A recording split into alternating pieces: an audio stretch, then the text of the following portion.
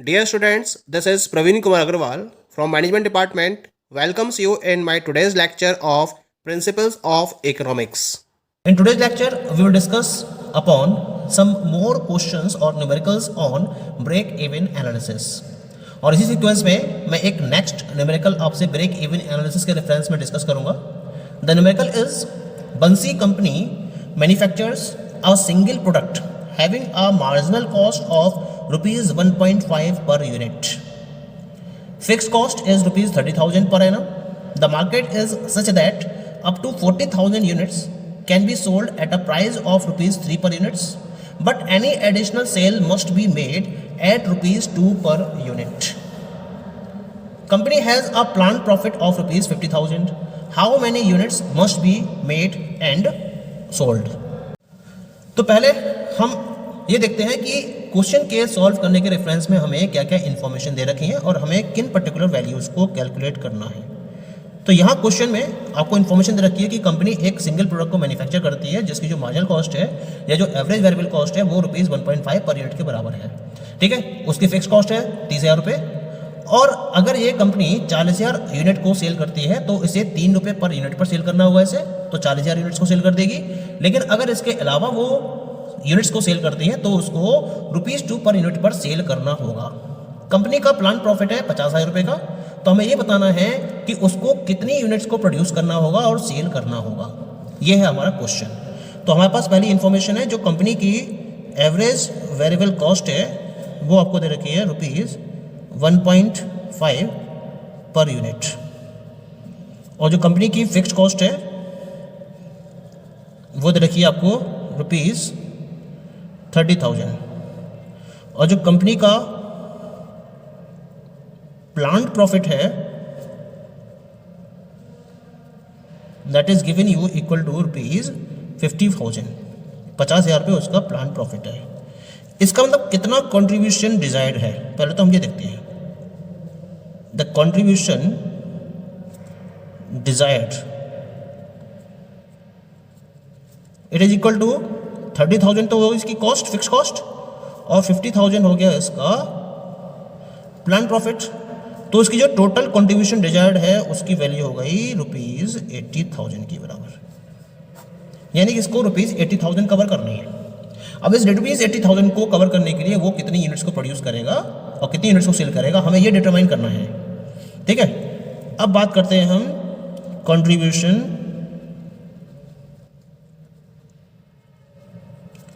Per unit for first 40,000 units. जो ये 40,000 units को प्रोड्यूस करेगा और सेल करेगा उसके लिए कितना कंट्रीब्यूशन होगा. इसके लिए हम यूज़ करेंगे formula P minus ABC.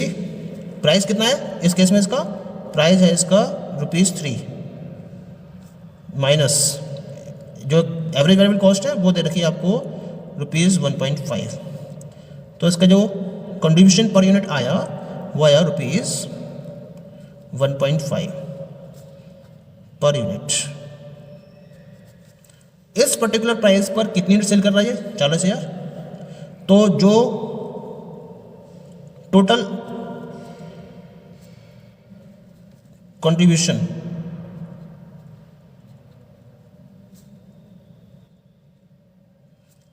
earned at 40,000 units कितना जाएगा.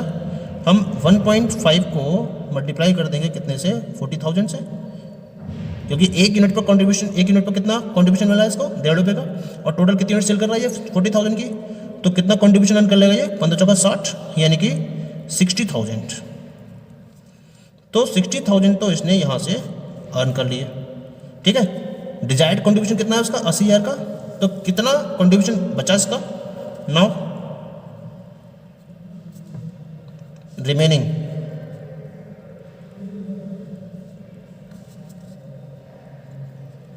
कंट्रीब्यूशन कितना बचा इसका 80,000 रुपये डिजायर्ड था इसका. और 80,000 में से 60,000 इसने अर्न कर लिया. कितना और अर्न करना है इसको 20,000 अर्न और करना है. ठीक है। अब देखते हैं कि इन्फॉर्मेशन दे रखी है कि अगर इसके अलावा वो एडिशनल यूनिट्स को सेल करता है तो उस केस में उसे 2 रुपये पर यूनिट के हिसाब से सेल करनी पड़ेगी। तो अब जो उसका कंट्रीब्यूशन पर यूनिट है वो कितना हो जाएगा, वो हो जाएगा 2 - 1.5। ठीक है। Now for additional units contribution per unit is equal to कितना रुपीज है 2, और एबीसी तो उसकी वही 1.5 है, माइनस करेंगे तो जाएगा रुपीज 0.5 पर यूनिट। ठीक है। अब अगर 0.5 per unit contribution per unit है और जो कंट्रीब्यूशन चाहिए उसे 20,000, तो कितना आउटपुट प्रोड्यूस करना पड़ेगा। तो फॉर्मूला बनेगा इसका contribution is equal to contribution per unit into output. Contribution कितना है, 20,000 का कंट्रीब्यूशन चाहिए इसे, और कंट्रीब्यूशन पर यूनिट कितना है 0.5, और आउटपुट हमने मान लिया Q1 के बराबर। तो इस 0.5 को इसके अपॉन में ले जाऊंगा मैं, upon 0.5 is equal to Q1। Point से 5 से ये जाएगा 5 और 20 40,000। तो इसका मतलब कितनी यूनिट्स बनानी पड़ेंगी इसको, 40,000 यूनिट्स बनानी पड़ेंगी इस 20,000 रुपये को अर्न करने के लिए। और पहले कितनी बनाई थी इसने, 40,000 उसने पहले बनाई थी। देखो यहाँ कह रहा है ना 40,000 प्रोड्यूस करी थी इसने, तो पहले 40,000 यूनिट्स को प्रोड्यूस करा था और अब 40,000 यूनिट्स को यहाँ प्रोड्यूस करा। तो टोटल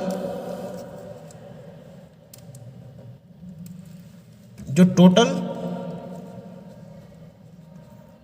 यूनिट्स हैं that must be produced in order to earn plant profit। कितनी आएंगी, 40,000 यूनिट्स को पहले प्रोड्यूस कर रहा था और 40,000 यूनिट्स अब एडिशनल में प्रोड्यूस करेगा वो। इसका मतलब टोटल 80,000 यूनिट्स को प्रोड्यूस करेगा जब वो, तब जाकर जो उसका प्लांट प्रॉफिट है वो कितना हो पाएगा, 50,000 अचीव हो पाएगा। Okay. The next question is a manufacturer produces 1500 units of products annually. The margin cost of each product is rupees 960 and the product is sold for rupees 1200. Fixed cost incurred by the company is rupees 48,000 annually. Calculate PV ratio and what would be the break even point in terms of output and in terms of sales value. Also calculate profit at 1500 units output. तो हमें इस problem को solve करना है।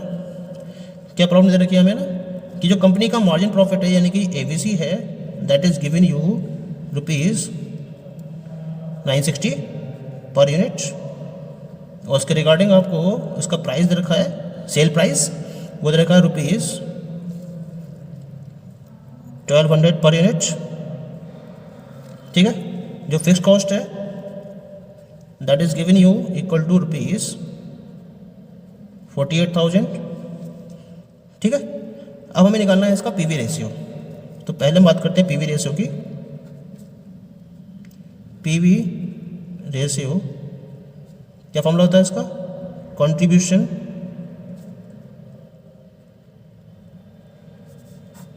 Upon sale price into 100। Contribution का मतलब होता है P माइनस ABC, यानी कि 1200 माइनस 960 अपॉन सेल प्राइस है इसका 1200 एंड इनटू 100। 1200 माइनस 960 ये आएगा आपके पास 240 divide by 1200 and it is multiplied by 100। 24 5 120 5 से जाएगा आपका 20 बार 20 टाइम्स, तो पी वी रेशो हो गया आपका इक्वल टू 20%। ठीक है, अब हम बात करते हैं बी पार्ट की। बी पार्ट में क्या कह रहा है आपसे ना, what would be the break even point in terms of output, यानी कि आपको निकालना है क्यूबी। क्यूबी का फॉर्मूला क्या होता है? क्यूबी का फॉर्मूला है F C upon P minus A B C. F C है 48,000, P minus A B C का मतलब जाएगा आपका 1200 माइनस 960। सॉल्व कर लेते हैं इसको हम। 48,000 अपॉन 1200 माइनस 960 ये जाएगा आपका 240 के इक्वल। इसको सॉल्व करेंगे 24 दूनी 48 200। तो जो उसका break even volume of output आया वो आया 200 यूनिट्स के बराबर। ठीक है, अब हमें कैलकुलेट क्या करना है? अब हमें कैलकुलेट करना है एस बी, यानी कि break even sales. Break even sales का फॉर्मूला क्या बनेगा? P into Q B. यहाँ इन टर्म्स ऑफ यूनिट्स हमने डिटरमाइन करा है, अब इन टर्म्स ऑफ रुपीज़ को डिटरमाइन करेंगे हम।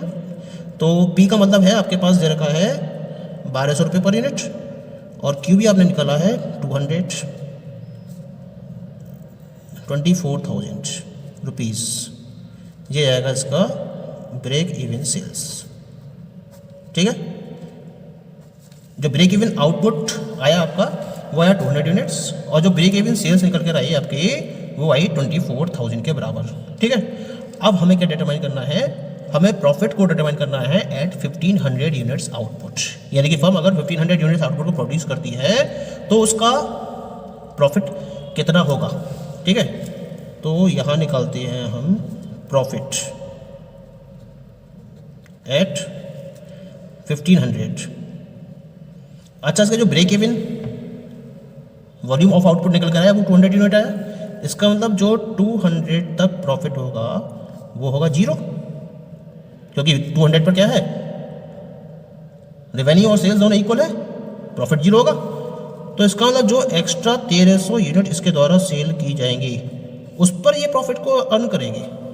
ठीक है, तो 200 यूनिट पर प्रॉफिट तो हो गया 0 और 1300 यूनिट पर प्रॉफिट को निकालने के लिए उसे 1 यूनिट के प्रॉफिट को मल्टीप्लाई करना पड़ेगा 1300 से, 1300 से। और 1 यूनिट का प्रॉफिट कैसे निकालेंगे? उसके लिए हम क्या करेंगे? P माइनस ABC को फॉलो करेंगे और इंटू 1300 जो यूनिट्स में प्रोड्यूस कर रहा है। P का मतलब हो गया 1200, ABC का मतलब हो गया 960 और इसकी मल्टीप्लाई हम कर देंगे किससे? 1300 से। 1200 माइनस 960 ये किसके बराबर आ गया? 240 के बराबर आ गया। इंटू इसको मल्टीप्लाई करोगे आप 1300 से। ठीक है,